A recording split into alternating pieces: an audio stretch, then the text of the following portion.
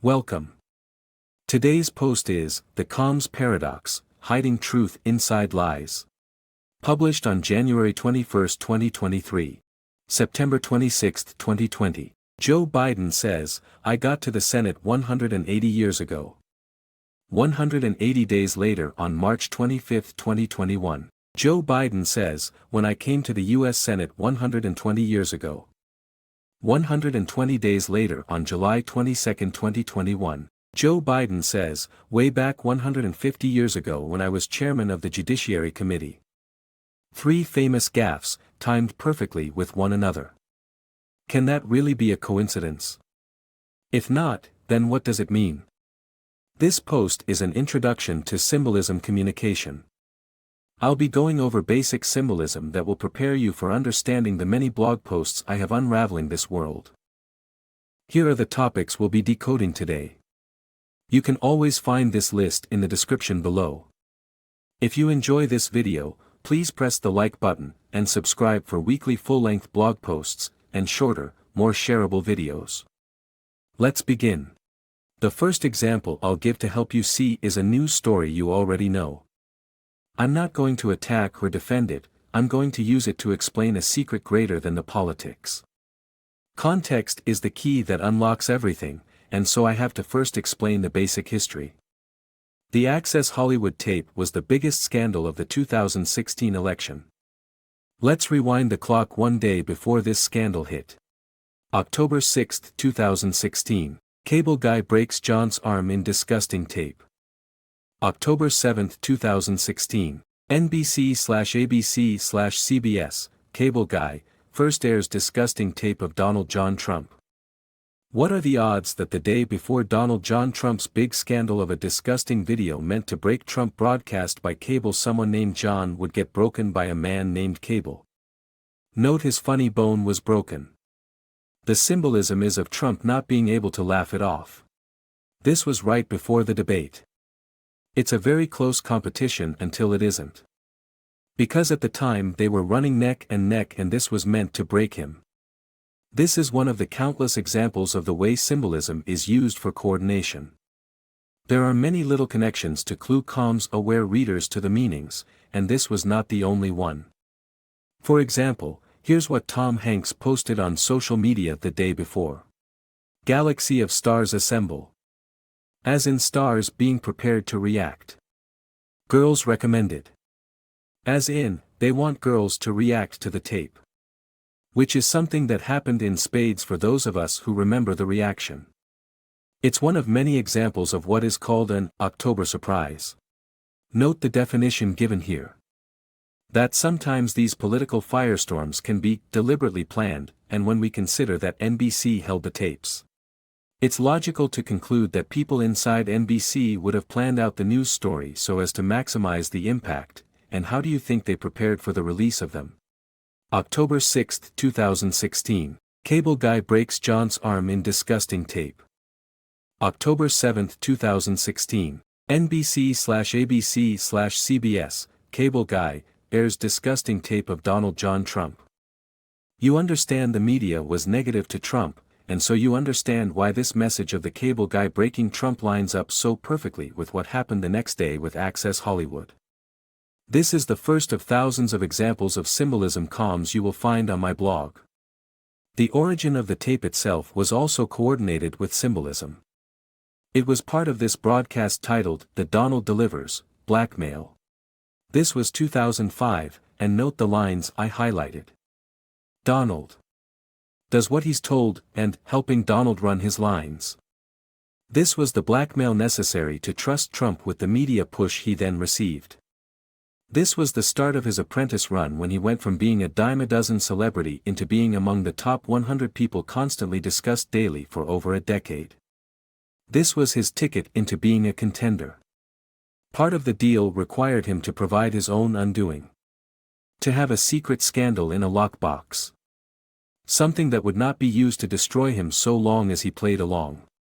He was being positioned to be the next Ross Perot to split the R vote. They picked Billy Bush of all people because they expected Jeb as the nominee in 2009. The only problem was Bush's approval dipped to 25% by 2008, and so his name was poisoned for that election season. We can see the prep work down by digging into Trump's media comms. April Fool's 2007. What was Donald Trump doing? He defeated Umaga. Take a look at the person helping him. He first appeared in 2005. Umaga pronounced Umaga, and Bobby Lashley. EW as in disgust of MAGA, and Bo as in Barack Obama. This is why the competition is of a handsome black man versus an ugly Texan named after the guy who was the captain of the Titanic, the most famous sinking ship. The contest was April Fool's Day, as in if Bush ran it would be a joke. He didn't. The Bush family didn't run Jeb in 2008, so they kept Trump on standby in case they ever ran Bush again. Did they run him again? As you can see, Jeb was the expected frontrunner. So much of what I'm saying is not a conspiracy but the agreed-on and precise history recorded. It's a fact that HRC promoted Trump and Cruz above Jeb. I'm not saying Trump was bad with this or that Bush was good, only that Trump got his initial thrust due to an attempt to repeat the Ross Perot vs. H.W. Bush vs. Bill Clinton match of 1992. As WikiLeaks vouches for, this plan backfired spectacularly. This is why there was an effort to take down Trump, but critically early on they viewed him as an ally. You can see it in his famous escalator descent. Note how the vote Trump sign falls as he descends. This was a message sent that he had agreed to go and do damage and then fall to HRC. The descent itself by the escalator is symbolism of him starting off with large amounts of tech pushing him to the top of the field and then going lower and lower, which would allow HRC to win. If you don't remember, then watch this video. It's just one of the countless examples of the reaction Trump got. The media loved the damage Trump did at the RNC debates, and it was meant to start strong and peter out, but the descent never happened. These are just a few of the thousands of comms I've decoded over the past 5 years. If you want even more details like how Melania fits in as a symbol, check this post. The great secret of the world is nothing more than this language of symbolism. With just this, you know the trick to understanding just about every major event in human history.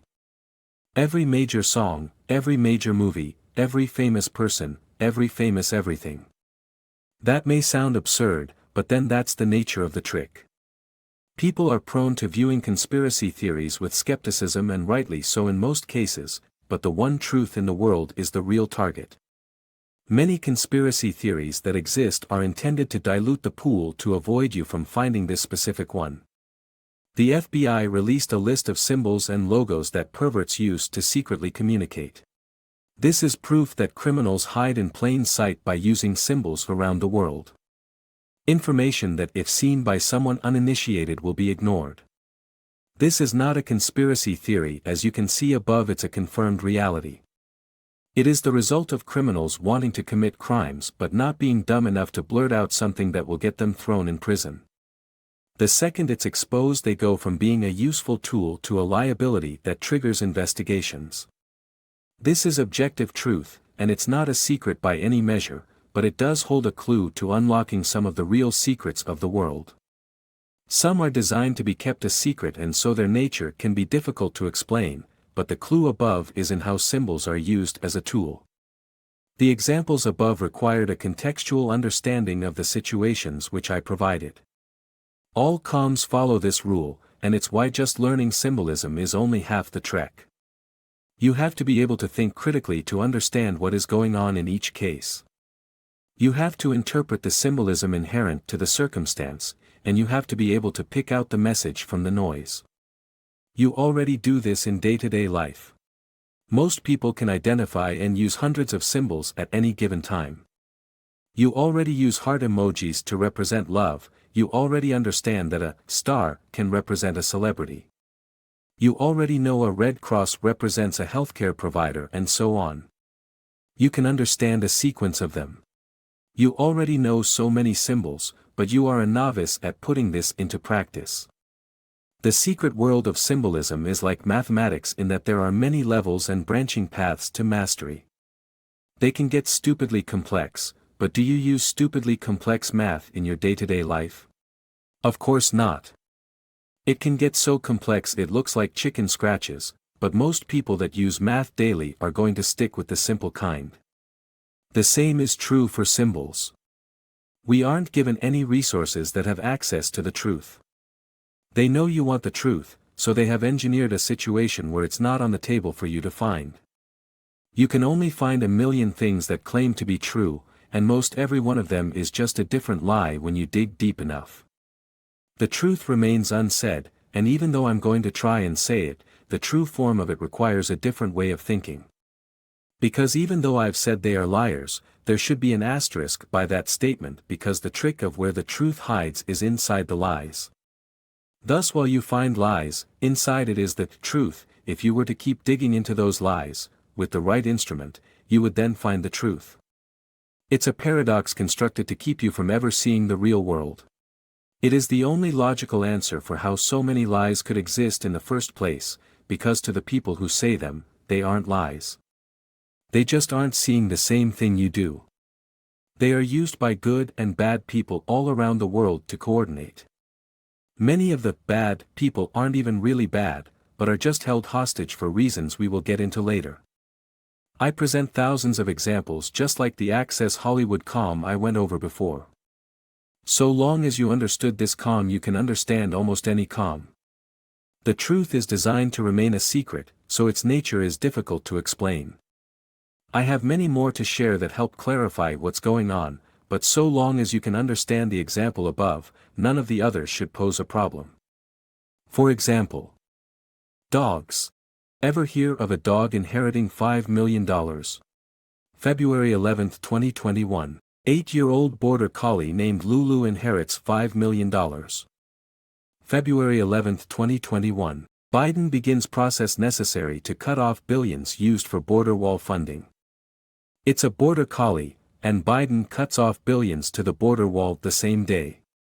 Notice the details of the story. Can now afford her own security, as the money directed towards the wall is spent elsewhere. This absurd story about a dog heir is a drop in the bucket at $5 million when you take a step back and see the many billions being discussed. The absurdity of the story exists so that it can be readily carried out in a more engaging way. A less boring way to explain to people upset that the border money is stopping. Without comms it would effectively get lost in the noise of a giant bill. There are many ways to use animals in comms, for example. A dog being elected as mayor. Not once but twice, both dogs named Mueller. He became mayor in an election where people could buy multiple votes for charity. Mueller. Does that name sound familiar? September 4, 2001. Mueller FBI Director retires. September 4, 2013. Comey FBI Director. June 21, 2013. Obama nominates Comey to replace Mueller as head of the FBI. July 21, 2013. Mueller the second dog assumes mayor role in California. What are the odds? Mueller had to leave after 10 years, and so they needed another Mueller, so they sent a comm saying exactly that. We have Mueller too. You can see the finer details of this in the articles. They literally went out to find a dog that was exactly the same as the first Mueller. Now with all that said, really look at this timeline. September 4, 2001. Mueller FBI Director retires. September 4, 2013. Comey FBI Director. June 21, 2013. Obama nominates Comey to replace Mueller as head of the FBI. Plus 1 month exactly. July 21, 2013. Mueller the second dog assumes mayor role in California. His 98-0 confirmation is an indication that he was controlled by powerful people. One last dog. Note Maxwell's first appearance since Epstein's death at an In-N-Out burger. Note the white dog she has by a noose. How did Epstein die? Reconcile with Ivanka Trump's tweets exactly 1 month later. The same plus 1 month delta of the other dog comm.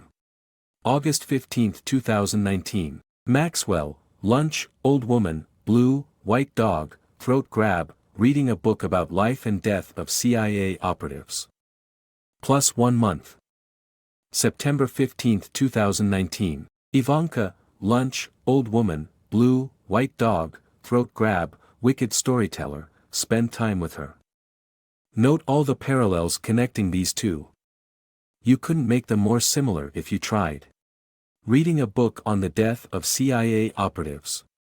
Note choosing In-N-Out for the messaging. What happened there? July 22, 2019. News story, In-N-Out burger found in mint condition in New York. July 22, 2019. Epstein alive and well after failed suicide attempt. In New York.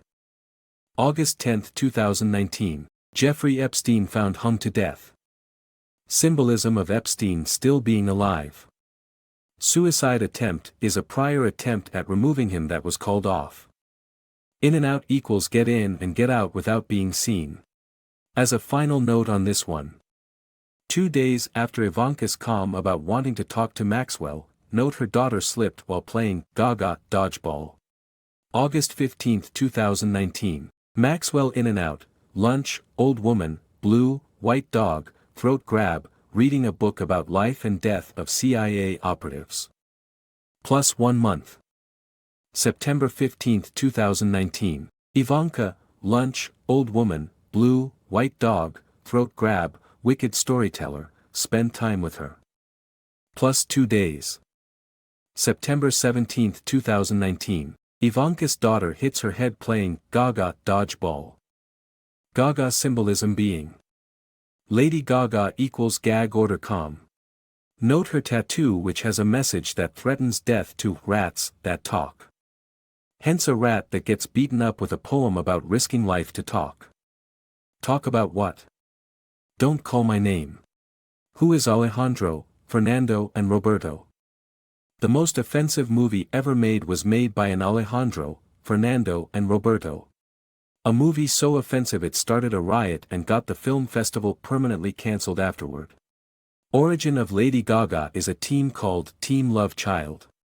If you are wondering why they created this offensive movie, based on comms, it was most likely a way to ensure the passage of a rating system to control Hollywood. November 1, 1968. Film Festival with Fando X Lease debut. November 1, 1968. Motion Picture Association of America introduces rating system to protect children. The film was probably funded as either a threat or suggestion, hey, if you don't vote with me and create this system then they'll use this offensive movie as a cudgel. Putting the movie in the hands of kids and asking why nobody protected them from it. That's my theory. The timing makes the relationship obvious, but I can't always correctly guess intent. Returning to Maxwell. Note the events leading up to her arrest.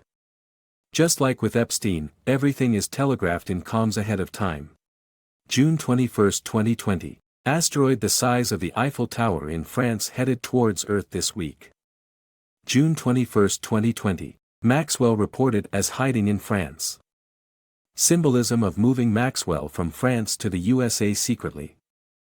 I predicted this back when I first saw the news that it meant Maxwell was being moved to the USA to be arrested. Was I right? Also, if Epstein equals leashed dog. What is Maxwell? July 2, 2020. Bird carries a shark. July 2, 2020. Maxwell was arrested in the USA despite being reported to be in France. Maxwell was arrested right after. Not only that, the same day we get comms of a bird carries a shark, as in she really was in France but not anymore. A comm marking the event of getting Maxwell stateside. For new readers, this may be overwhelming, so rather than giving you recent comms, let's go back and let me show you the long history of symbolism communication. Often the most important comms are tied to the most prominent things in the media, and those make the best places to begin decoding. With that in mind, what is the most successful movie ever? Gone with the Wind. 1939's Gone with the Wind officially holds that title. Why was this so popular? What does Gone with the Wind even mean? The blunt answer in symbolism may seem strange at a glance, but give me a few pages to lay out the history, and you'll realize this is the only logical answer. Wind equals speech. It marked the transition from silent films to those with audio. That the countless silent movie actors and studios would be gone with the wind. Gone with the introduction of audio, which was happening at that time. June 29, 1936. Pope Pius announces a goal of elevating talking motion pictures. June 30, 1936. Gone with the Wind published. Within a day of the publishing of the book, the Pope outlined a papal decree on motion pictures. Note he talks about needing to elevate it. This fits in line with how the movie would become the most popular thing ever to exist even to this day, doesn't it? He gives emphasis on how important the talking picture is before talking about elevating it. Clark Gable became King of Hollywood through Gone with the Wind. A title he inherited from Douglas Fairbanks, who died the same week the movie was released. The fact that he died 3 days before release is not why the title changed hands. Why then? Douglas Elton Fairbanks had a career that died in the 1930s during the transition from silent pictures to talkies. Clark Gable takes over the title of King of Hollywood, as he could talk, and this guy could not. He was the king of silent movies, and like so many others he was gone with the wind, due to his accent, once he was required to talk. This answers everything about Gone with the Wind, especially why it was so popular. The book it was adapted from did too. This is why the very first line describes the main character as not beautiful. But she could charm just the same. How? Talking. It's a major point of the book/movie, the dialogue between her and Clark Gable. The book was written to be adapted into a film, demonstrating what could be done with talking pictures. Wind equals speech. In fact, the very first part of the film is asserting Gone with the Wind means precisely that. The assertion that the old way of doing things is gone forever. This was not a line in the book. The main character Clark Gable. Gable? Gab? Gab plus able. Able to gab, able to speak. This transition is embodied in the actor. A message sent that the silent age of films was over. That just having a pretty face was no longer enough. This film was promoted to punctuate the changing of an age. This is also likely why Fairbanks died the same week as the silent era was being said to be over. December 12, 1939, former King of Hollywood Douglas Elton Fairbanks's death. Plus 3 days. December 15, 1939, Gone with the Wind premiered 3-day festival. Likely he was a comms vehicle for funding. I've decoded other big celebrities with the names of Banks as such.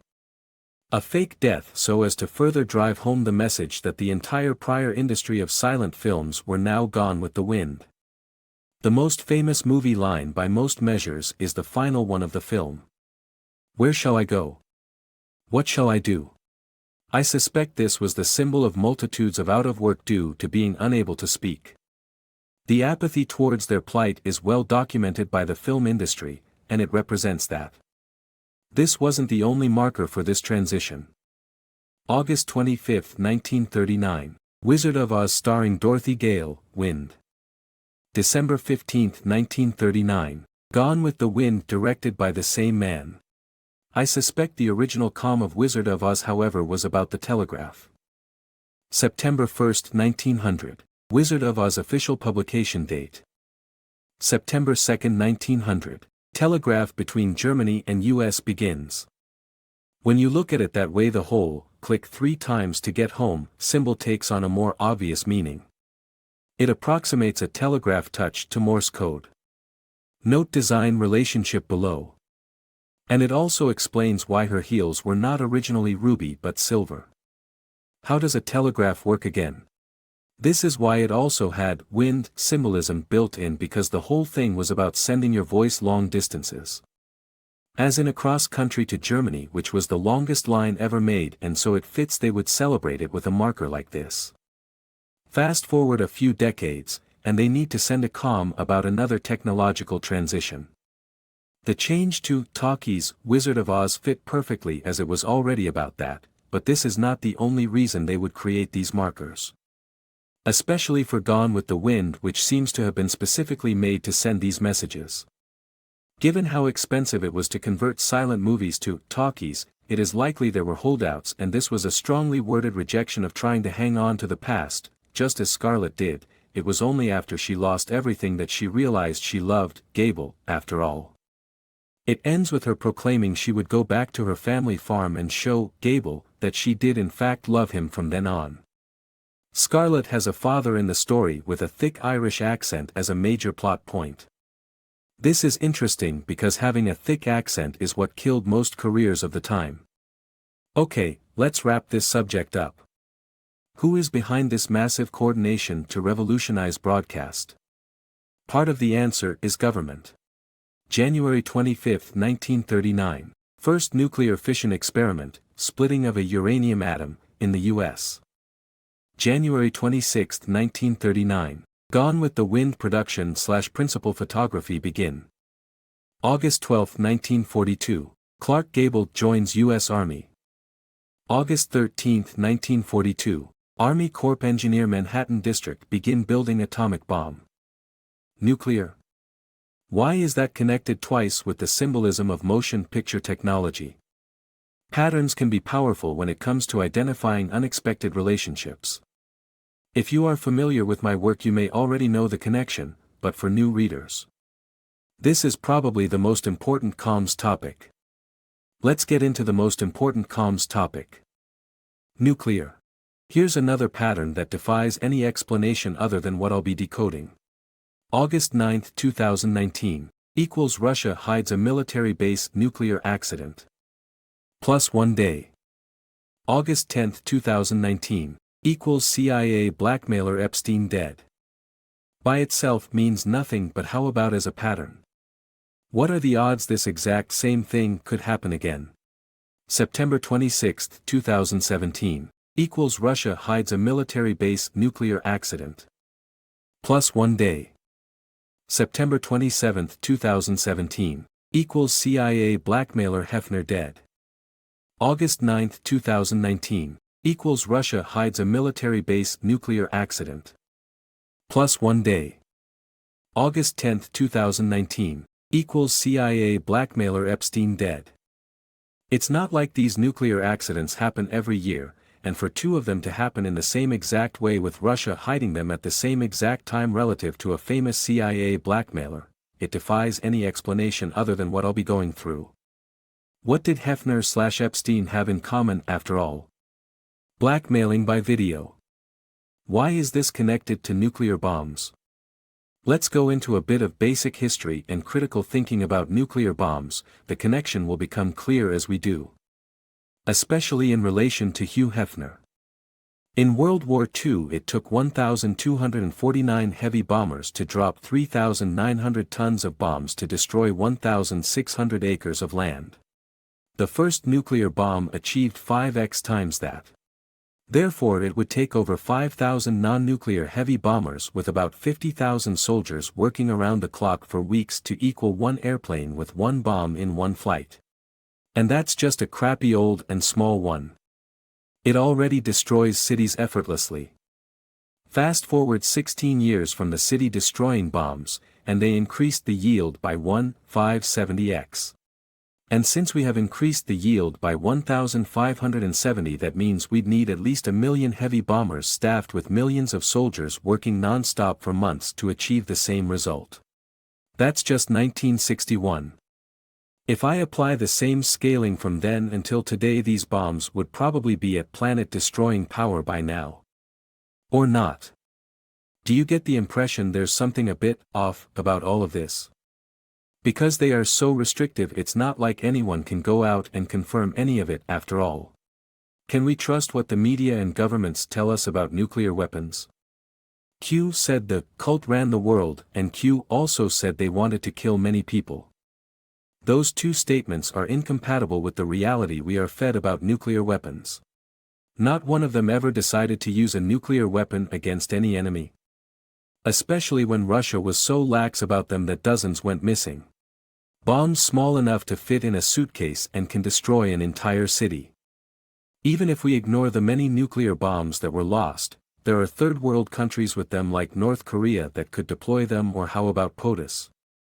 There isn't even a safeguard in place for them in first world countries. They are designed to be deployable by the Commander-in-Chief at any time at their own discretion. If we go by official accounts, if we assume the media is telling the truth, then there is a "destroy every human on Earth" button, by triggering a nuclear war that exists. The president has their finger on that trigger at all times, and there is no way to stop them from doing it. It doesn't make sense for a reason. The truth is, nuclear bombs are real, but they are not what they are said to be. Once you understand the reason there is a disconnect between reality and the narrative, you can use that as a crowbar to ply out the rest of the secrets of the world. Let's go deeper into the Hefner rabbit hole. Playboy began in 1953 using a nude Marilyn Monroe.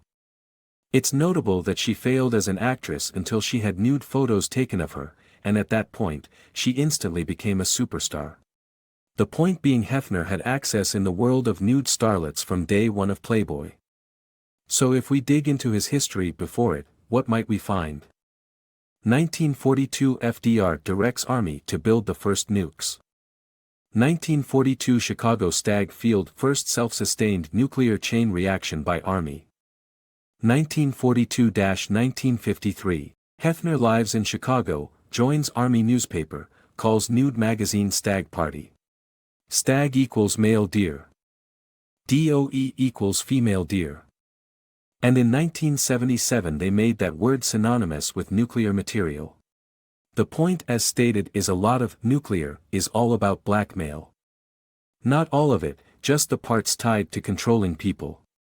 July 1, 1946. Able test Bikini Atoll nuclear. July 5, 1946. Bikini invented, named after nuclear tests and modeled by a stripper. After World War II, all 23 nuke tests were conducted where? Bikini Atoll, 1946-1958. With that in mind, let's return to Hugh Hefner's death and those Russian nuclear accidents. There's more big news that day. September 26, 2017. World's biggest uncut diamond Lesedi La Rona sells for $53 million. The stone will tell us its story. September 26, 2017. Equals Russia hides a military base nuclear accident. Plus 1 day. September 27, 2017. Equals CIA blackmailer Hefner dead. Note the diamond connecting to Playboy, as they were the symbol of Marilyn Monroe, the original Playboy centerfold. Monroe kicked off the diamond boom in the 50s, but that's another story. The meaning here is in what happens to the blackmail of Hugh Hefner. Note, if we follow Hefner's final days, the last official duty he performed was in naming Washington as the Playmate of the Year and giving her a Spider car. Note, they were looking for a buyout. Just like the diamond sold. This means, if we follow the comms of the diamond. April 10, 2019. First ever picture of a black hole unveiled from which no light can escape. April 10, 2019. Lesedi La Rona, Our Light, presented and cut into 66 smaller diamonds. April 11, 2019. WikiLeaks Assange arrested on U.S. hacking charges. Symbol of behind closed doors blackmail being used in court proceedings, it seems. Black hole means no light escapes, as in keeping a secret. The diamond is called Our Light, and so it provides vision. The evidence and the secrecy. This will tie perfectly into the COVID comms I'll be covering later. Who was tied to the blackmail? They discovered the giant diamond the same day WikiLeaks released the Trans-Pacific Partnership Agreement unredacted. Comms of the diamond including blackmail from major trading partners. As in intel agencies blackmailing other countries and controls. All of it is comms of snaring people with sex. Something we know the FBI director from 1924-1972 did, and likely he was ensnared himself. With that in mind, we can go back and look at the symbolism of that time.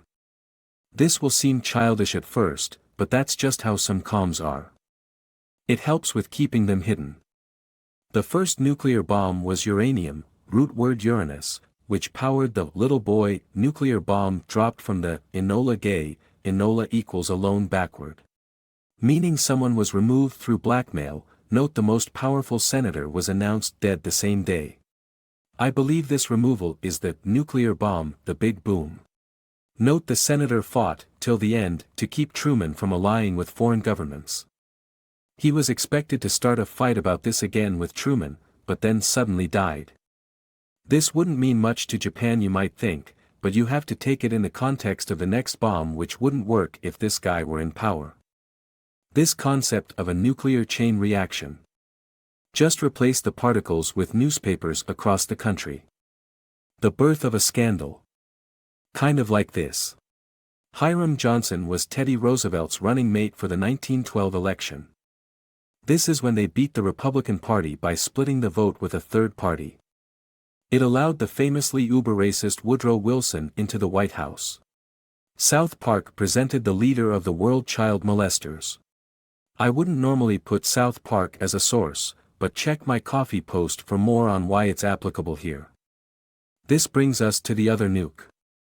Uranium/plutonium. It was only the second nuclear bomb when Japan reacted. Instead of uranium blackmail, it's plutonium. Which is not a blackmail calm. Instead, it's a calm about force. For some papers the nuclear bomb got equal billing, but in the vast majority, it was the Soviet Union that was the big news. Contrast that with today, when few people even remember the Soviet Union is a big news story and everyone remembers the bomb. Nuclear becomes the catch-all for giant booms.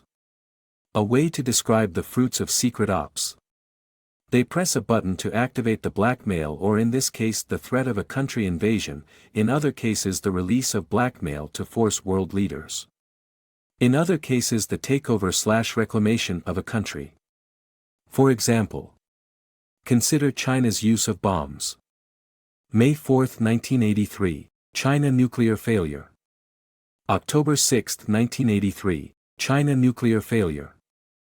October 3, 1984, China nuclear failure. December 19, 1984, China nuclear success. December 19, 1984, China gets Britain to agree to a handover of Hong Kong. Boom symbolism. Same idea as before. Taking over the country equals boom. You may be wondering about nuclear power. Well, a traditional plant burns coal, oil, or natural gas, using them to boil water into steam. The steam turns turbines, which drive a generator and makes electricity. Nuclear power plants do the same thing, except instead of using coal/oil/gas it uses uranium. Instead of a fictional metal, uranium, I suspect they use a chemical combination that heats the water.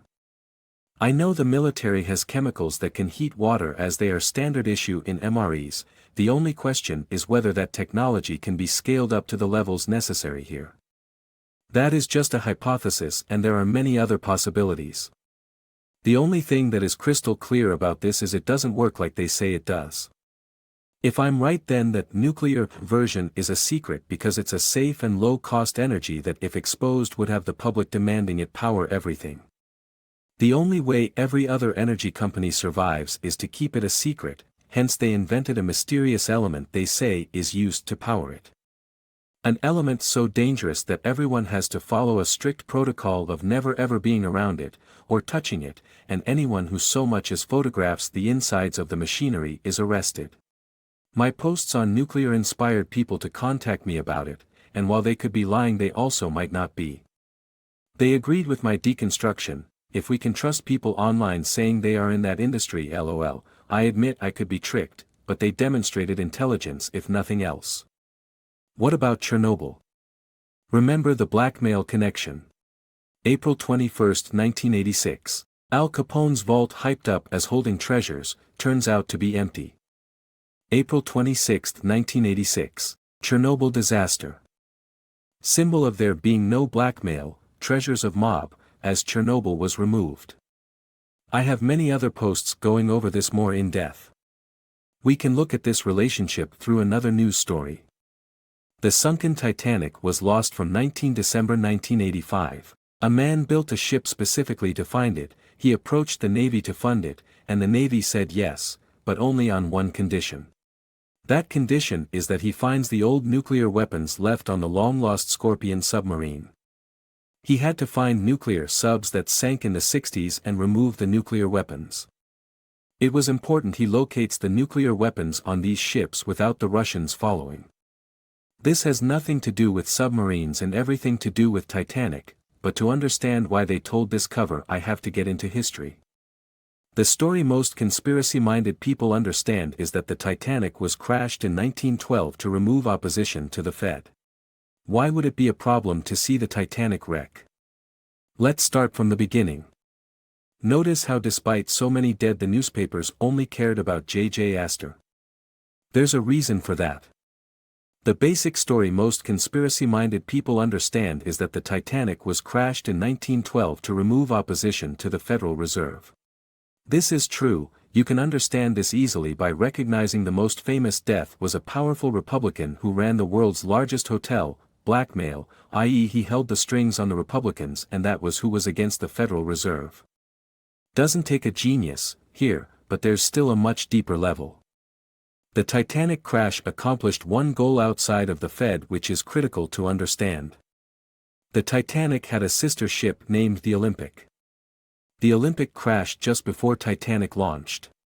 Note the replacement of the Olympic's damaged propeller with the one from Titanic. When the British military crashed into the Olympic they refused to pay cost and this would bankrupt the company. How to get around this? The Titanic and Olympic were nearly identical. All they did was dress one up as the other and sink it in a way insurance would pay. An insurance scam. They couldn't get Olympic insurance on the crash because it was a military boat. This was by design as they forced the owner into cooperation for their goal of taking out Astor and the other opponents to the Federal Reserve. I think the plan was presented as harmless to the owner as there were rescue ships that should have made it in time, but they didn't, obviously. Anyway, the point is Titanic became a nuclear ship because its existence if photos were taken would reveal the switch and open up all kinds of legal time bombs and scandals. Therefore they had to get to the ship in 1985 and then damage it in ways that made photos irrelevant. There is still another level to this because none of that answers what the missing nuclear submarine was all about. Notice this nuclear sub was ordered January of 1957, the same month the CIA began funding MKUltra experiments at the Allen Memorial Institute. That might be a coincidence, but I'll tell you what isn't. Major product launches are used to mark events. Know which products were used to mark the Titanic. Lifesavers were introduced in 1912. Nautical symbol and the original story even involves a story of dying at sea, and most importantly the whole story of Titanic is tied to a rush for lifeboats. The symbol of lifesaver, as it says. How do you get a lifesaver? By cooperating with the Mint. By making the original lifesavers mint it even carries the symbol of how to save your own life. This would have made the candy a literal threat when introduced and helps clarify why they passed the bill and sold out the country. But that's not the only product. That's the symbol of the saved. What about the symbol of the sinking? That'd be Oreos. Also 1912 and with the iceberg in the middle. You dunk it in milk. Symbol forever married to the origin. 1898, Nabisco. 1898, wreck of Titan, Titanic ship sinking story, ship identical to Titanic. 1908, Titanic ordered. 1908, Oreo predecessor Hydrox. 1912 March, Oreo launched. 1912 April, Titanic sinks. A tragedy planned out long in advance. The book, as many know, is a direct retelling of Titanic yet was made many years in advance, and when we examine the product launches we can see the clear history of intent. Do a bit of your own research on that novel, and you'll see more and more that verifies this. Check my Titanic post for a lot more as well, but let's get back to nuclear. You can surely understand why now Titanic could be classified as a nuclear submarine. It was already damaged on launch, and if people learned the truth about the Federal Reserve they would rise against it. Most nuclear is likely tied to blackmail, and if everyone was on the same side there would be no need to blackmail, there are clearly forces in conflict. For example, why did the media turn against Nixon? Nixon had a 49-state landslide victory and then dive-bombed to the bottom of popularity. Is it just that he was a criminal caught? Or like most things, is there a lot more going on underneath? March 2, 1974. Grand jury concludes POTUS Richard Nixon is involved in Watergate cover-up. March 4, 1974. ABBA Waterloo. August 9, 1974. Nixon resignation. Note the lyrics of the song about overthrow. Napoleon surrender as a way to signal Nixon to surrender, which he did just a few months later. Note HRC was tied to taking him down. What did Nixon do to get on their bad side? Ending Bretton Woods gold conversion. He also opened China. Coincidentally, just after Nixon resigned from scandal, China had a massive earthquake. It killed 242,000 people and Mao was soon found dead. Then his wife and supporters were arrested in a military coup. Note above on the bottom right as I highlighted the 49-state win of Nixon.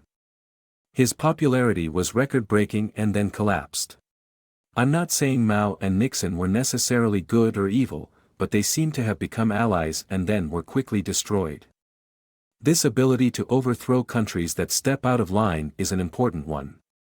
It ties into why things are being fixed. COVID and Biden. Now I'll share a better example than any above.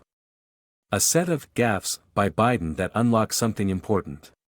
September 26, 2020. Joe Biden, I got to the Senate 180 years ago. Plus 180 days equals March 25, 2021. March 25, 2021. Joe Biden, when I came to the U.S. Senate 120 years ago. What are the odds of that? He makes a gaffe of, 180 years ago I got to the Senate, and then exactly 180 days later he makes the exact same gaffe of when he got to the Senate, but this time 120 years instead of 180 years. Know what would make it even stranger? If it happened a third time. September 26, 2020. Joe Biden, I got to the Senate 180 years ago. Plus 180 days equals March 25, 2021. March 25, 2021. Joe Biden, when I came to the U.S. Senate 120 years ago. Plus 120 days equals July 23, 2021. July 22, 2021. Joe Biden, way back 150 years ago when I was chairman of the Judiciary Committee. Can you think of any possible way for this to not be intentional? It begs the question of why. This is where context is key. It doesn't just line up to his other gaffes, it lines up perfectly to two different Olympic Games. September 26, 2020. Joe Biden, I got to the Senate 180 years ago. Plus 180 days equals March 25, 2021. March 25, 2021. Joe Biden, when I came to the U.S. Senate 120 years ago. March 25, 2021. Olympic torch begins its 121-day journey around Japan, starting at the nuclear disaster site. Plus 120 days equals July 23, 2021. Japan Olympic torch passing event ends. July 22, 2021. Joe Biden, way back 150 years ago when I was chairman of the Judiciary Committee. July 23, 2021. Tokyo Olympics start. Japan is 16 hours ahead of the USA, thus for Japan it was already July 23 when Biden said it. August 8, 2021. Tokyo Olympics end. Plus 180 days equals February 4, 2022. February 4, 2022. China Olympics start. Why is Joe Biden coordinating things tied to the Olympics? What did that final countdown lead to? I'll share the answer to those questions soon, but we are now getting into tricky territory where I have to explain the motives of the major players.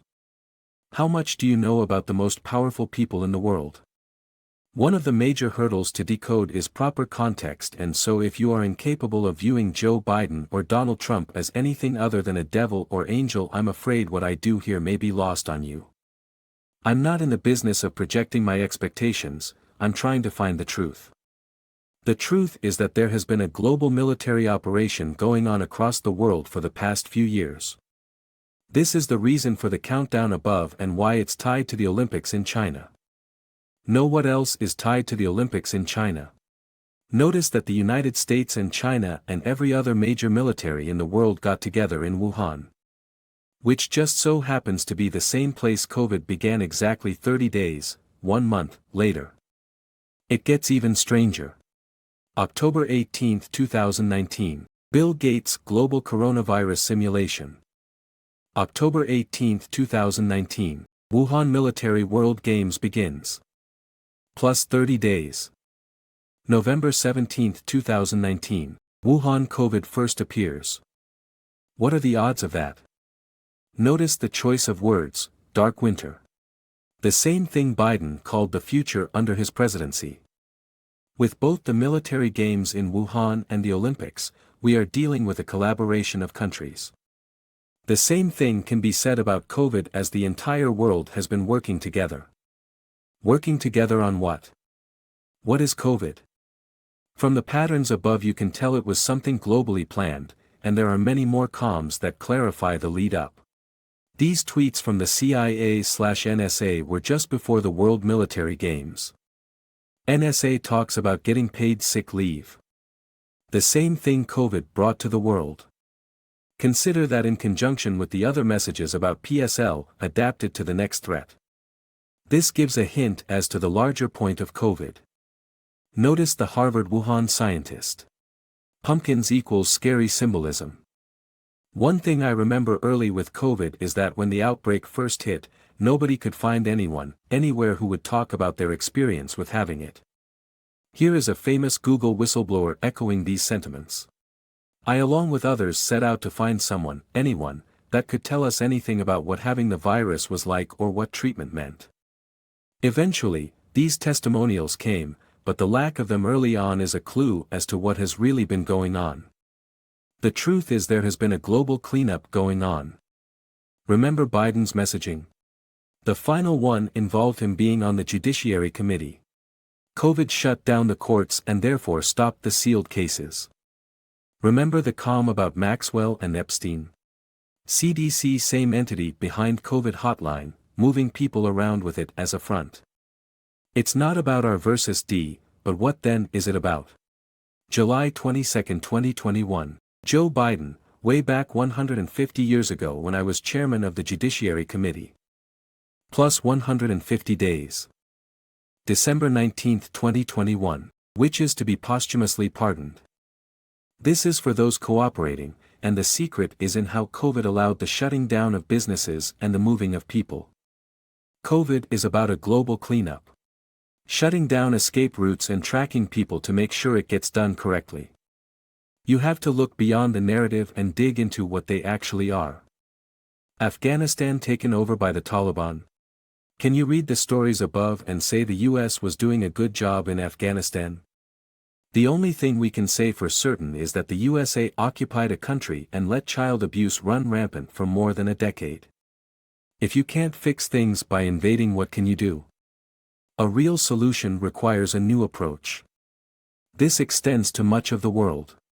2017 Saudi Arabia in terrorism fight with Trump touches orb. 2017 Saudi Arabia prince buys orb-focused savior of the world from Russian oligarch, the highest price ever for a painting. 2017 Saudi Arabia arrests billionaire Al-Walid in sweeping anti-corruption purge. Note how years prior Trump bought a house of friendship from that same exact Russian oligarch. The reason for these cleanup ops is because of the world of powerful people is held hostage by threats. There are two threats I most commonly see referenced in comms. One of which is the blackmail type, like the Access Hollywood video. A ready-made scandal waiting if they ever turn. They won't let you have a voice without attaching a string in this way, but that's not the only threat. The most important threat is the kind provided by MKUltra, a network of hidden cells across the country that can be activated to kill, terrorize, or simply create distractions with news stories. The most famous pieces of media/pop culture are often the markers for these moments. The events are discussed openly using symbolism. December 7, 1993, New York Long Island Rail shooting. December 7, 1993, Donald Trump asserts he will re-evaluate life due to the Long Island Rail shooting. Remarries. December 10, 1993, Doom released, ID software. December 14, 1993, Aurora, Colorado for dead mass shooting. Trump re-evaluates life and marries Marla Maples due to a mass shooting near him. Note what happens as soon as he divorces. June 8, 1999, Marla Maples divorce. June 25, 1999, Trump's father dead. August 7, 2000, Trump's mother dead. February 14, 2000, Trump pulls out of 2000 presidential race. 2000 Trump's brother-in-law dead. This was because he didn't run as a third party in 2000, suddenly his life falls apart with deaths everywhere and a high-profile divorce that nearly bankrupted him. Fast forward to 2004 when he marries Melania and then everything is perfect. There's a lot more to this story of course which I go into in other posts, but the point is to show you how the world was controlled by evil. The way this evil is utilized is almost impossible to counteract. One of the darkest truths of the world is that child sacrifice is real. It's not the absurd adrenochrome or cannibalistic nonsense you are likely to see from disinformation, but a logical methodology. There are a mountain of so-called red pills online like adrenochrome, but most are disinformation. I have an entire post here that goes through some of the major ones. There is truth in this world and great secrets to be revealed, but the only way to see it is to learn how to think critically rather than accept whatever nonsense is being pushed. I lay out the truth as I see it.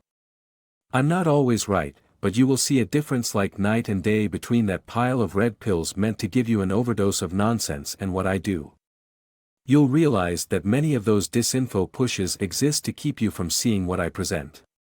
My work can even prove at times what is and is not disinformation because the people creating disinformation use these same symbolism comms to coordinate. As I was saying, child sacrifice is real. Big money plus enemies plus a desire to never go to jail is why MK exists. It's a way for the rich to hire killers and other mayhem. For the perpetrators, it's a voluntary system.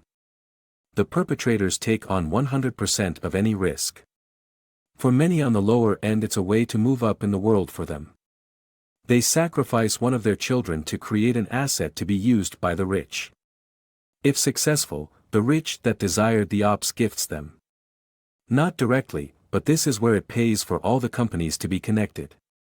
There's a million ways to fund it. And not just with money, but fame and power. They already proved their loyalty after all through the sacrifice. That's how you get your foot into the door of the most exclusive club in the world. Let me say that again, the rich that finance MK into action do not have direct ties to MK. Or as Q put it, non-stick. Families take it upon themselves to MK Ultra their kids, they know the richest people in the world want brainwashed killers. It's the law of supply and demand. If the rich want that combination of murder on demand plus no risk to themselves, they have to pay a heck of a lot to get it. MK ops are self-contained bubbles built specifically to avoid liability by making it so that the brainwashed is the one that makes the decisions. They think they choose the target, they think they choose the day. Just like Jason Bourne. And just like Jason Bourne he chooses, because he is programmed with a broken mind to do so. This system is finally being dismantled. The programmed violent mobs are being dismantled as well. May 24, 2020, Taylor Swift, Killing Eve, hit song, Look What You Made Me Do, Eve equals tomorrow. May 25, 2020, George Floyd murder leads to organized rioting. May 29, 2020, Biden congratulates swift action. May 29, 2020, Taylor Swift blasts Trump for Floyd riots. Comms leading up to it. Note they are as a fire, very stoked. First thing they needed to set this in motion was a plant, that'd be Derek Chauvin. Note he was the officer in command, and he was training new officers on the scene. This is why as Chauvin broke regulation after regulation the other officers did nothing to rein him in. But it takes much more than that to set up an op like this. An op like this required extensive schedule coordination as well as awareness of the victim. That's why the perpetrator and victim were co-workers. May 29, 2020. George Floyd and cop who knelt on his neck before his death worked together at the same Minneapolis club just months earlier. And furthermore, Chauvin was off the radar. This lifestyle is likely how he evaded detection as he moved into position when necessary to act as necessary. This Floyd riot was intended to mirror the riots that helped replace H.W. Bush with Clinton using Rodney King. The difference is in the modern version time it's using a pre-existing template to capture those involved. Rather than going deeper into the modern version, I'll break down the history. Remember what I said before on how the biggest media of the time is often used as markers. Some comms that set up that one. Street Fighter II. A game that inexplicably begins with a white man beating a black man as a white crowd cheers. These aren't characters in the game, but they decided to open the game specifically with a movie about a white man beating a black man up in public. Exactly how Rodney King started. Note the art on the machine with a karate man kicking a black man in the face. February 6, 1991, Street Fighter II released. March 3, 1991, Rodney King is beaten by 4 white police officers on videotape. April 5, 1992, LA riots triggered from acquittal of Rodney King officers. June 10, 1992, Street Fighter II was released on home consoles. Why Street Fighter? All about history. August 1968, Street Fighting Man released Rolling Stone Street Fighter Riot song. August 1968, DNC riots. Rolling Stones, Street Fighting Man lyrics, "The time is right for fighting in the street, boy." A song that tells the listener to go out in the streets and fight over the Vietnam War, and it was released exactly as that was happening all over the country. Couldn't be played due to inciting violence in the street. Using NFTs to fund the ops covertly, how else do you justify people spending millions on what is objectively nothing? Notice his mention of 2022 being like flicking the testicles of a tiger. As that is what was triggered. Tiger symbolism is that of a killer, as in upsetting the killers. Note the hammer equals gavel justice calm the same day Maxwell spotted at In-N-Out. This was after Musk became the richest man in the world. Really, how many SpaceX products do you use daily? Tesla has a 3% US market, so what is driving this growth? What does it mean to have the title of richest? What do they do with that wealth? Is it some kind of giant Scrooge McDuck tower situation filled with gold, or is there an actual purpose to it? Why did his money skyrocket so dramatically around 2020? I'm not market savvy enough to give you the business answer to how his money grew, but I believe I know a secret reason for it. I believe his sudden skyrocket in wealth is because he is an important cog in a global revolution going on right now. This might be why he has chosen to live modestly despite his wealth, as the goal isn't his own standard of living but others. His new wealth may well have accumulated so as to help rescue the world from tyranny. He made his money before from cars and SpaceX, so let's talk about those two subjects. Space. Do you know how many thousands of satellites are in the sky? Just one of Elon Musk's many projects placed over 3K of them in orbit. This repetition is to be expected as it's an amazing technology, yet it also serves to highlight the exception. This is the case for all important milestones of mankind. 40 years after Columbus landed on America, thousands had followed. 40 years after the first transatlantic flight in 1919, thousands had followed. 40 years after the first satellite shot in space 1957, thousands had followed. And yet, 50 years after man walks on the moon, no person or country has followed, nor even attempted to launch. I'm not saying the moon landings are fake, I'm just bringing up how strange it is. Do you know the distance of a satellite to Earth? Do you know the distance to the moon? That's an incredible difference. 150 miles above Earth equals 1961 Mercury orbit shuttle launches. 205 miles above Earth equals 1998-2020 ISS orbit launches. 250 miles above Earth equals 1972-2011 the Space Shuttle orbit launches. 252,088 miles beyond Earth equals 1969 Apollo Saturn launches. The official story is that in 1969 NASA managed to go 100,000% further than the Space Shuttle ever went. 100,000% increase. Is that a normal advancement?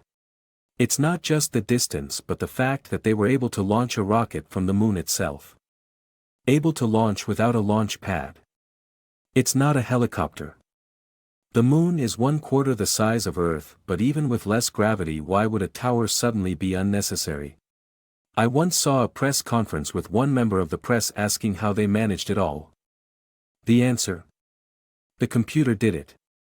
1961 Mercury orbit shuttle launches, 150 miles above Earth equals 1961.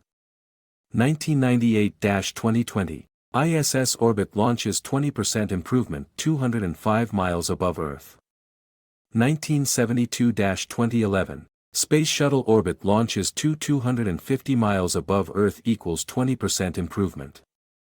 1969 Apollo Saturn launches, 252,088 miles above Earth equals 200,000% improvement.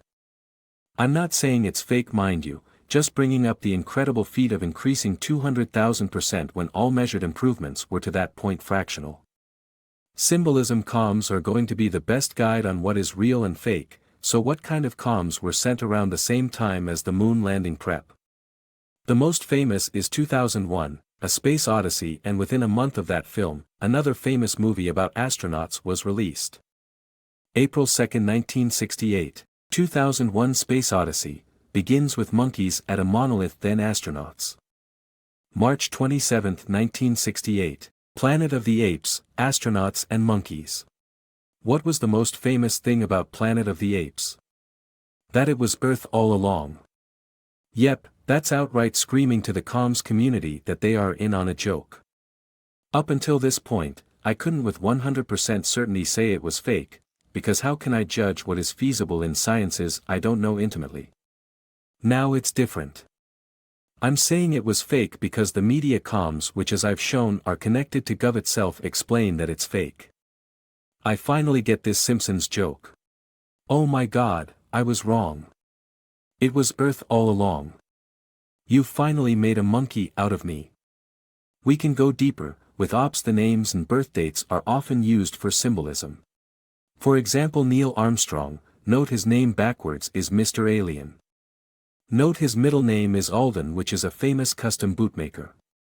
The most famous boot print in the world was made by him. Did you know that shortly before Apollo, NASA launched the Tetra A satellite to simulate moon transmissions to rehearse landings, but also never know what data were being sent to them? Coincidentally, NASA claimed it accidentally burned up in Earth's atmosphere just before Apollo 11. Apollo flight director, the simulations were so real no controller could discern the difference between the training and the real mission. A retired ground crew member, our computers could not tell any difference between a real or simulated mission to the moon. That's not a conspiracy book, that's official history by the people involved. It tells explicitly that no personnel at mission control could tell the difference between a simulation and real mission. The satellite existed so that 99.9% of NASA employees would view the data from a satellite they pretended was dead as the real thing. Also notice the same day they launched the satellite for the scam to create the most famous boot print on the moon. Just so happened to be the same day Nike was founded. The most famous shoemaker in the world. This is the power of compartmentalization combined with comms. It goes a long way to explaining Musk's role in things, as the massive funding has to go somewhere. Contracting to smaller companies equals ops of any kind or at any place being funded, that's the principle while they oversee it. Science and science. Scientists are presented as smarter than the average viewer. We are meant to trust them and their findings for this reason. However, even if people are smarter than you, how can you know they have an honest motive? People don't typically question science. The irony is that questioning science is science. When you learn comms, you realize the path forwards is not in trusting someone else, but in developing critical thinking and then trusting yourself. The narrative. 1939-1970, global warming. Glaciers are melting. 1970-1981, global cooling. Everything will be a glacier. 1981-2019, climate change. Glaciers may or may not be melting. But either way, it's an emergency. They count on people having goldfish memory. Clearly, there is dishonesty in some sectors of professional science, and you might be inclined to reject it all, but that's no good either. If you go too far, you end up in a fantasy world with no tether to reality. Not long ago, you could find videos on YouTube with millions of views promoting baby eating as the one true great secret of the world. Do these images make you cringe? They make me cringe because I know this is how anyone that rejects the narrative is meant to view the world. It is the world, but only according to the handful of conspiracy theorists that are allowed to spread their message. It's a bit of an oxymoron in that these conspiracy theories proclaim an evil force controlling the world, and yet somehow with all that power they can't stop people from exposing them. If there is a figure controlling the internet, this perception of you viewing them as monsters is what is desired for those that stray from the mainstream media path. There are forces in this world that want you to stop looking at famous people as human beings but as amorphous monsters.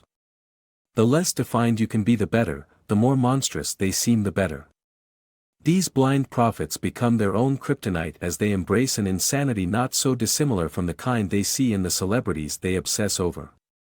There are so many fake rabbit holes dug up, and they are almost always akin to giant flashing neon lights trying to attract attention.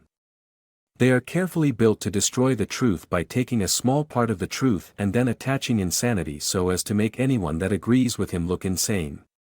A deception with several layers. This is the truth of Alex Jones. Talking about eating babies, and goblins, and how Obama literally smells like garbage. See how it works? That's why he got the big views from the right, the approved opposition. This is why he is allowed to cover taboo subjects, because he is giving you the talking points for them. Bringing up subjects you would be outraged about, but then putting on a funny dance so that anyone you talk to it about will be repelled. I hope by now you can see the difference in what I do relative to what those people are doing. You can't go that far lest you run off the cliff of insanity, but you do at times need to move from the place the narrative wants you. If you don't move, you risk being a robot that accepts every narrative as gospel. With that in mind, let's go into a very basic piece of science history, and you will realize there are more real rabbit holes scattered around than you thought. You just couldn't see them because of all the fake rabbit holes. The TREX, 1902, and the Proto Model T, 1902. For example. How much do you know about the history of dinosaurs? The first T-Rex discovered in 1902. Did you know 1902 was also the origin of the Model T engine? Once I line up a bit of history, you are going to recognize a shocking truth. Fast forward to 1908, and we get the first full skeleton of a T-Rex, and that just so happens to be when the first Model T was created. 1902, first T-Rex partial body found. 1902, Model T predecessor built by Henry Ford, partial body. 1908, first full-body T-Rex found. 1908, Model T built by Henry Ford, fully finished. Model A was when they had a T-Rex partial skeleton, and Model T was when they had a finished skeleton. The reason they needed to send comms about it is clear when you understand the history. The Model T ushered in a revolution in assembly, and it became the king of production. Note the establishment of the middle class, as that'll be important later, but the point, for now, let's just look at history connecting the two. Model T was commonly referred to as the Tin Lizzie, T-Lizard. T-Rex was officially named the Tyrant Lizard King. Same basic name. Same basic name. Both nicknamed with lizard. Note the original engine from 1902 also had a king's crown. The first T-Rex was the Tyrant King. Who found the T-Rex? That'd be a guy named after a circus showman famous for frauds. Barnum Brown, who was a corporate spy for oil companies. Note the celebrity. One of the most famous scientists in the world. People would flock to the train station when he arrived. Newspapers sell more based on the more outrageous finds. So there's a motive all around for lies. Not to mention he was named after someone famous for the greatest frauds of all time. Some frauds are presented as real. Given Barnum was a documented spy for the oil industry. Obviously cars equals oil, and so there's a connected interest there to send comms for it, right? Look how close this is. October 1, 1908, Model T released, first assembly built full production. October 21, 1908, first T-Rex full body found announcement. The building of the skeletons was an important concept. The way comms work is by hiding the truth in plain sight. They couldn't say that the Model T mass production plants were ready, so they gave little updates using the completeness of dinosaur skeletons to explain. 1902, first T-Rex partial body found. 1902, Model T predecessor built by Henry Ford, partial body. 1908, first full-body T-Rex found. 1908, Model T built by Henry Ford, fully finished. In 1902, it wasn't ready yet, but in 1908 when mass production was ready, that's when it was done. Furthermore, the animal itself is symbolic. Remember that back then Model Ts are what replaced horses, and so the symbolism gave the relative power differences between a horse and the Model T, complete with the fact that it had giant rear legs but no front legs. I.e. rear-wheel drive only but way more power.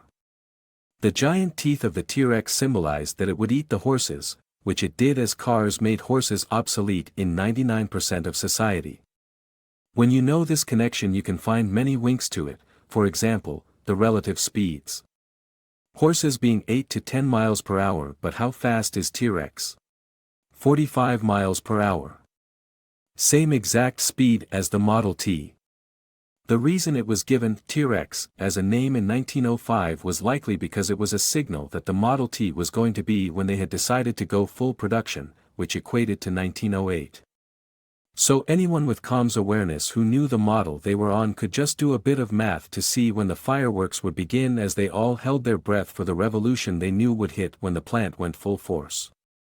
Because of this symbolism of T-Rex with cars, it extends to oil. In fact, that's a famous misconception that was even mistaught in schools. That fossil fuels came from dinosaurs. 1858 first USA dinosaur skeleton unearthed. 1858 first USA oil well to become successful. Let's stick with T-Rexes. August 2, 1990, Iraq invades Kuwait and leads to massive exponential increases in oil prices. August 12, 1990, T-Rex sue best preserved flat tire of their car led to the discovery. August 1990, oil prices surge for first time in 8 years. $17 per barrel in July to $36 per barrel in October. So they find a best preserved T-Rex due to a flat tire as oil prices are going through the roof. Now that could be a coincidence if not for the other T-Rex they found the following year. August 15, 1991, UN Security Council proposes Resolution 706 oil for food, 1.6 billion of oil, the revenue from which would be paid into a UN. August 16, 1991, Scotty T-Rex discovered Saskatchewan, largest in the world. Now compare the two. One T-Rex found due to the car stopping flat tire at the same time as oil prices are going through the roof due to Iraq. The other was named after alcohol at the same time the UN engages in the infamous oil for food, which was notoriously corrupt, above, and so these two comms are a sequence. The first is what locked out Iraqi oil, and the second is what monetized it. The official stories reflect this, with the story focusing on selling the bones illegally for profit. August 12, 1990, T-Rex Sue, best preserved, flat tire. August 1990. Oil prices surge for the first time in 8 years. August 15, 1991. UN Iraq oil for food. August 16, 1991. T-Rex Scotty discovered. They are often discussed together in comparison, and this is because they are connected. The motive for some of these in the early days was for stardom/celebrity. The early finders of bones were treated as such. Note in the article above about how people were so enthused about dinosaur discoveries they would treat them like the Beatles and crowd around the guy's train on arrival. It's not a complicated scam. It's just an old one with an obvious set of motives a mile long. Lies that over time have become so ingrained into society the lie can never be called out. Early on it was a win/win for newspapers and experts as the news story attracts interest and the finder grows famous. It also leads to grants to get tax funding and probably a dozen other boons that only someone from that field could testify to. Look at these two popular YouTube videos. One about T-Rex, the other about Model T. The titles are interchangeable. It's almost like one was made to symbolize the other. Remember that the T-Rex guy was named after the most famous hoaxer in history. Along with the Tin Lizzie and Tyrant King and February 1908, 45 miles per hour per 45 miles per hour, oil spy, oil well. I want to make sure you remember the points. By themselves, each would be an incredible coincidence, but together it's proof. Sure, you can be a contrarian and say that lightning might just strike the same place 20 times in a row, but I'm teaching you how to critically think. Examine my methods carefully. I don't hide anything, I don't say, trust me, and then rattle off nonsense. I show you exactly what I believe and give you more than enough info to verify every point. Even so, don't misunderstand, just because there are some fake industries doesn't mean they all are. Obviously, there are real advances made in science and those have comms tied to them too. For example, consider real drug development. Since comms are sent when major events occur, this extends to products introduced that are poised to be huge. Drugs. What kind of marker might work well for a drug like Vicodin? March 20, 1943. Tex Avery's best-known MGM character Droopy debut. March 23, 1943. Vicodin first produced, treats depression, Droopy. This is from Droopy's debut. Catching a killer and knocking them out. Just as Vicodin would do, as it causes drowsiness and puts them to sleep. Vicodin equals makes them slow, turns killer docile calm. You can understand the motive for creating the cartoon. Think about it. They need to tell associates what makes this new drug so revolutionary. Well, they can send a giant textbook full of jargon, or they can make a cartoon that demonstrates the exact difference between taking Vicodin versus not. The benefits, like how Droopy doesn't get violent or panic when everyone and everything around him is going crazy. The exact temperament prisons wished they could have of the more dangerous inmates. Which explains why it's pitched in this precise way. Next up, let's switch back from science to music plus science. Bugging in science. The Beatles. They were easily the most popular band of all time, and some would argue they still are. When did the Beatles get popular? The answer is early 1964. I put 1963 for comparison to demonstrate that they weren't on the charts just a few weeks before. And afterward they dominated it like no band has ever dominated anything. Note the time frame of their rise in relation to particle physics. February 1, 1964. Beatlemania hits the top of the charts for the first time, Beatlemania begins. February 21, 1964. Omega particle discovery, Brookhaven NYT article. It helps explain exactly what CERN is about. It's mastering the universe, and controlling the people. The people whose interests and focus solely on these four promoted men. Giving them idols to worship and byproducts of. Consider the unprecedented merchandising through the Beatles, and it quickly becomes clear just how important this push was. The percentage difference in that the Beatles only got what looks to be 5% of revenue explains how they were a conduit for a beast flexing its muscle of control. This kind of popularity explosion doesn't happen randomly. This is the effort of a global community getting together to see just how popular they could make something. And what do you call that? Well, how about a new force of nature? One of which they can recreate it using the same template. This is why the correlation for a new discovery of particles isn't happening with every big new band, it only represents the first time they tried to create a new force of nature. All the times after that they use the original COM to discuss it when necessary, and as such it builds out an entire coded language that is entirely nonsensical without decoding. Speaking of which, the prototype star. How are superstars created? This is another secret that COMs that can clarify. For example, Babe Ruth. A man so good at playing baseball he was said to have superhuman vision and come from another planet. Those are meant to be taken as exaggerations, but his larger-than-life persona is important to reconcile. His feats hit a superhuman level in 1919 at the perfect time. Why? The 1919 World Series scandal, which proved corruption to throw games at the highest level, had just hit and drove consumers away from games. So which scenario is more likely?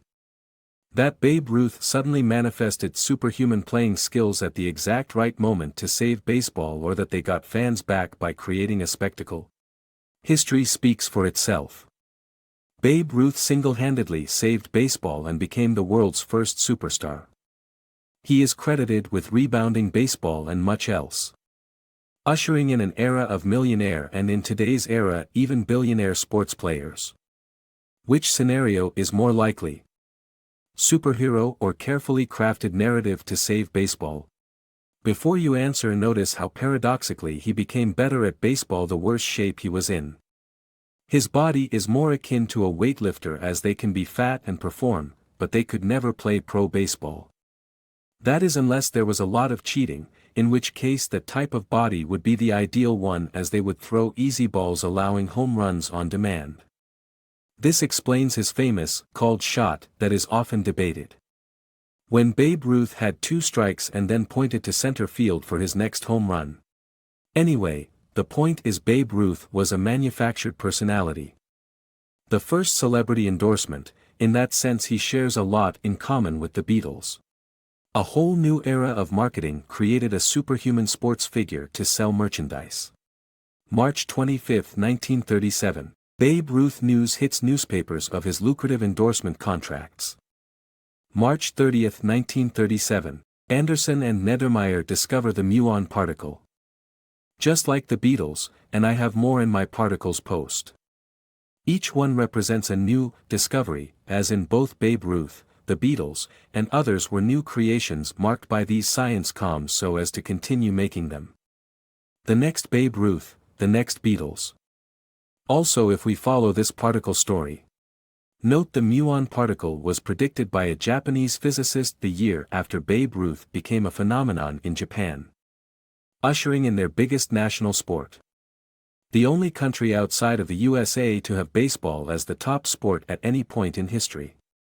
However, the COM is also tied to consumer spending, and this is probably why. August 16, 1948, Babe Ruth death. August 16, 1948, Harry Dexter White death, architect of Bretton Woods. When we go into the day he died. Note it was tied to an inflation spending bill. That death, in this case, symbolizes the fall of consumer spending post-World War II. This fits the bill, which was specifically tied to consumer spending post-World War II, which went from record levels in 1946 to recession level 1948. The exact same timeframe Babe Ruth battled cancer. Cancer here is the lack of consumer spending, the lack of the U.S. populace to spend on non-necessities. The death of baseball symbolizes this, as it represents the non-necessity perfectly. More than any other activity of the time. I mean, really, do you go without baseball games or food? So his death, as well as Bretton Woods' architect, was used as a tool to discuss the old dead era where people would spend versus the new one which had the government's full attention with a major spending bill that day. Celebrity deaths are not always faked, but the more famous the person the more likely it is, obvious exceptions dealing with people who are executed by the deranged. Stardom End, Supernova. All major subjects have comms lingering at the top, but some subjects are given far more media space. Compare Hollywood and astronomy, define star in both contexts. Hollywood is far more prevalent in our lives than astronomy. Our lives are eternally bombarded with celebrity news. Go to any website, turn on any radio station, look 2 feet outside your place of work, and you may see a billboard with a star on it. Why does this matter? Comms are symbolic and a symbol like star is transparent. This is to say that highly publicized star news in astronomy is sometimes about Hollywood. Take for example a supernova. What is that? A supernova is the destruction of a star. So, they detected the destruction of a star on March 16, 2012. Was there any famous stars that were destroyed that day? Why yes, in fact, it's one of the most infamous examples. Ever heard of the Coney guy? Famously bringing attention to the sexual slavery and child abuse of Ugandan warlord Joseph Kony. Sudden star of the biggest viral video to ever exist to that point. Record-breaking with the biggest audiences. Know what happened to him the same day of the supernova? One day he decided to blow himself up by pleasuring himself publicly. How many years of his work went up in smoke with that one insane decision? March 16, 2012, supernova detected type 2. Quite possibly the clearest destruction a star could bring onto themselves. Especially given his cause of protecting kids. The article talking about the culprit comes into focus. As these kinds of articles can give comms-aware people more details on why in the heck this unexpected event happened. They exist to give a way to describe the destruction of a star in scientific terms. To give people who wonder why on earth is he doing this context, likely in this case his cause of demonizing a child sex operation by a foreign warlord did not sit kindly with the strings above that warlord. Strings were pulled and the smaller strings above the Coney guy were forced into action of self-destruction lest they become the targets of the biggest fish. There are quite a few stars that have destroyed themselves, but that's not the only way for this kind of calm to apply. For example, a surprise retirement. May 31, 2010. Ken Griffey Jr. final game before surprise retirement. May 31, 2010. Japan detects supernova 17. Note how his contract was written, which assumed he would have a much longer career. He is still being paid as if he were a player over 10 years after retirement. This guy is an important comms deal, as I go over in other posts. His distinction is the symbol for the KGB transition post-USSR collapse. Check the post if you are curious. Yet another type of star destruction. Note the Prime Minister in particular was surprised. September 19, 2006. Surprise Thailand coup while PM is at the United Nations. September 18, 2006. Supernova detected. Keep in mind Thailand is over 13 hours ahead of the US, so 18th equals 19th. Another one. A name everyone knows. August 24, 2011. Steve Jobs quit, surprising many. August 24, 2011. Supernova discovered. That was just me looking at the few supernovas I could find documented and recognizing major famous people ending careers in one way or another at the same time. Obviously, there are many powerful people who ended without a supernova, but the difference is the marker suggests these are being forced by their own hand. The Coney guy being forced to go and strip and humiliate himself in public, for example, or Steve Jobs suddenly saying he quits. These were people who spent their entire lives working towards a goal and then having to run away from it at a moment's notice. That's what I suspect is the point of a supernova. A way to explain this sudden collapse to comms-aware people. The motive for collapsing was to avoid their blackmail from going public. This is why a supernova leads to a black hole that sucks up all light. Next up, let's do an exercise. A story everyone knows. Published in 1812 and is part of the most famous collection of children's stories ever assembled. Hansel and Gretel. 6 pages long. At page 99. If you want to test yourself before I decode it, I've underlined a few parts of note. The story begins with a stepmother trying to convince her husband to kill his children Hansel and Gretel. The children eat too much, and so they can either continue feeding them and starve to death or strand them in the forest to keep the food. The kids overhear this plan. The stepmother gives Hansel food as bait to strand them to die. Hansel uses a breadcrumb trail to survive and make it back to the house in the woods. The kids outsmart her, but this leads the stepmother to lock Hansel up and strand the kids again, but with no bread. There are 2 phases to the story, and that was the first phase. You need to keep that in mind to understand the second phase. Context is everything. Remember that last time they were stranded in the forest, they went straight back to their father's house.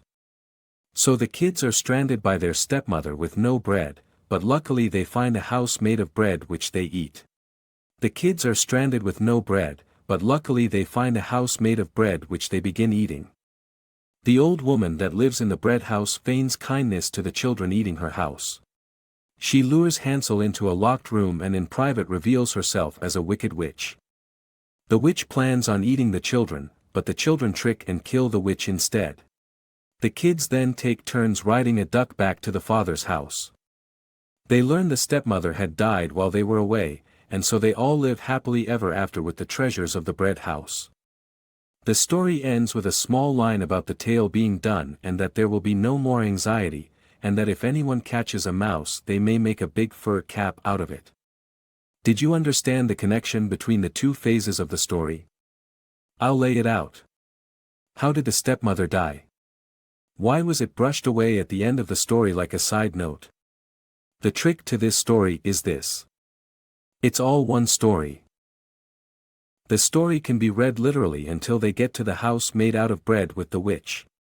At that point, it switches into a symbolic retelling of events as a way to duck the consequences of homicide. Pay close attention to the major plot elements of both phases of the story. Starving family has too many people. Kids overhear stepmother's plan to kill them to save food. Stepmother feigns kindness and gives Hansel food as bait only to strand them in forest. Kids outsmart stepmother and return to the cabin in the woods. Stepmother locks Hansel inside and again plots to kill the children the same way. Phase 2. Kids get lost in the forest and instead of returning home, they find a wicked witch with a bread house. Hansel is given food by the witch as a trap and is locked inside. The witch feigns kindness and uses food as bait to lure them into a trap. Kids kill the witch and loot the house. Kids ride a duck one at a time home. Kids return to father and live happily ever after. The mother mysteriously dies when they kill the witch. It makes no sense in the context of the story except if you reconcile the fact the story was about the stepmother all along. Stepmother equals witch. Evil stepmother wants to kill stepkids for eating them out of the house and home. They say that in literal terms early in the story, and it's reflected in the eating of the house a witch lives in. Kids recognize they are going to be killed and instead kill her. The stories have a ton of parallels. Hansel gets locked in by both the witch and the stepmother. Hansel gets bread from the mother in both times as tricks to kill him. The first thing they do after killing the witch is riding a duck as in avoid consequences, ducking. At the very end they say if anyone sees a rat they will kill it. I.e., if anyone, rats, they'll go after them next. The story when we simply converge the mother and witch character fits like a puzzle piece in such a way that I have no doubt it's the correct solution. You don't realize the 2 characters die at the same time because it rushes past that point in the story. The driving force for the first 1/4 of the story is the mother, and then it abruptly switches to a witch and the kids never mention the stepmother again. Then at the end they return home, and we get this tiny sentence about how the stepmother died and so everything is okay now. At the end they get food, but remember the point there is the mother wanted to kill the kids for more food for herself. Just like how the kids getting a tiny bit of bread equals gingerbread house eating. Therefore killing her equals more food/money. After all, they needed less mouths to feed, and an adult mouth costs/feeds a lot more than a child. By killing her they fixed the problem of food/money in the exact same way the mother wanted to. They can't say they killed their stepmother, but they can tell the story of an evil witch and the fight that began because they ate part of a house. Now that you understand the symbols, we can talk about iterations. According to Wikipedia, the most popular version of Hansel and Gretel was a famous opera in 1893. Know what else happened then? It just so happened to begin around the same time a famous young girl killed her stepmother. August 4, 1892, Lizzie Borden murder of stepmother. June 20, 1893, Lizzie Borden found not guilty of the murder of her stepmother and father. December 23, 1893, Hansel and Gretel famous opera. Note how she burned her dress in the kitchen stove, and likely did it likely for inheritance. Likely the media frenzy was coordinated with this play as a guide. Let's circle back to Grimm's fairy tales. I decoded the symbolism of the story, but not the book. There is a reason why popular things remain popular over time. Context is everything. What was happening around that time? December 20, 1812, Grimm's fairy tales first published with Little Red Riding Hood/Hansel and Gretel. -6. December 14, 1812, defeat of Napoleon, bloodiest conflict in human history to that point, Grimm, with nearly 1 million dead.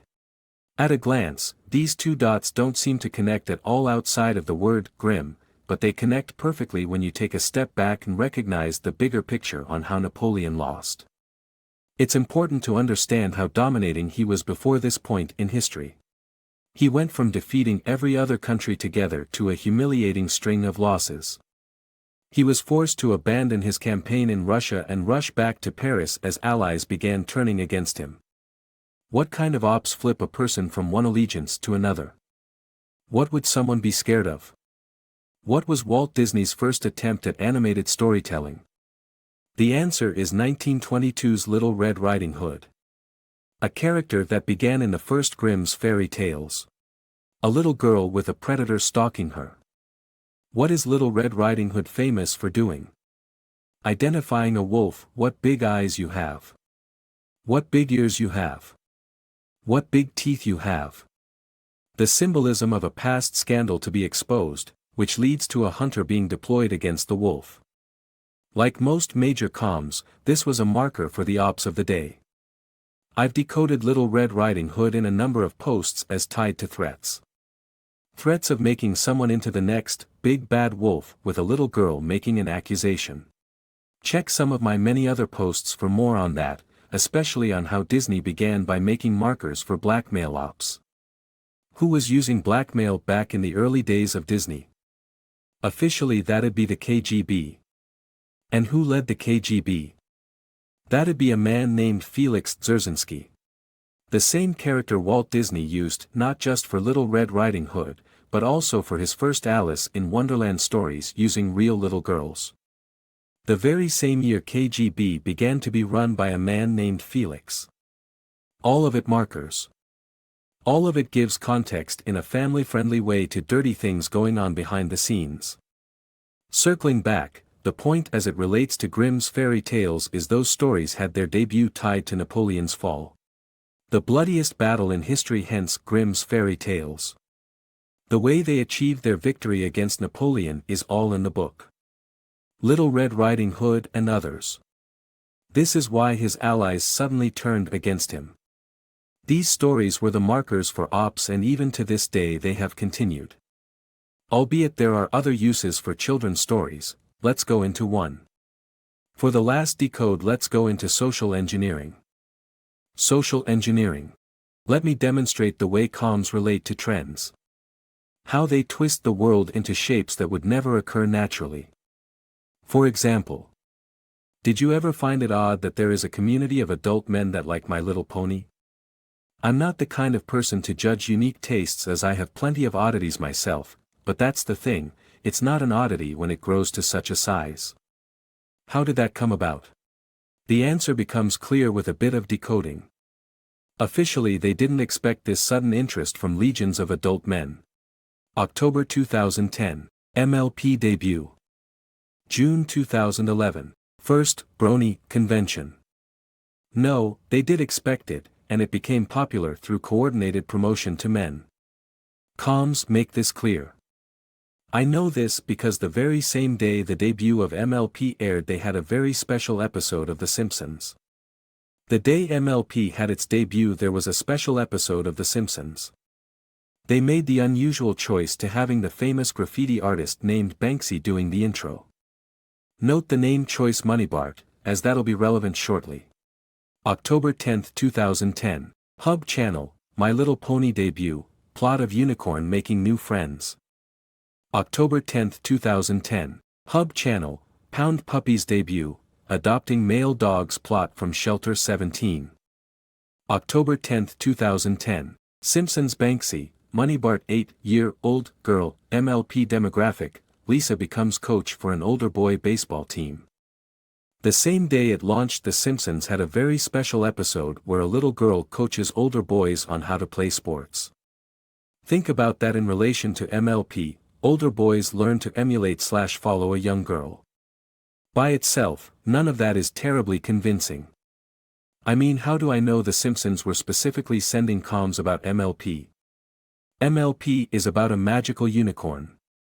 It's not like Banksy used a unicorn. Wait, it had exactly that. So that clues us in that these comms go together, and the episode itself really gives it away. The artist Banksy is particularly telling, as they hired a famous artist known for graffiti to make an intro, and he decides to involve unicorns. Banksy equals Banksy.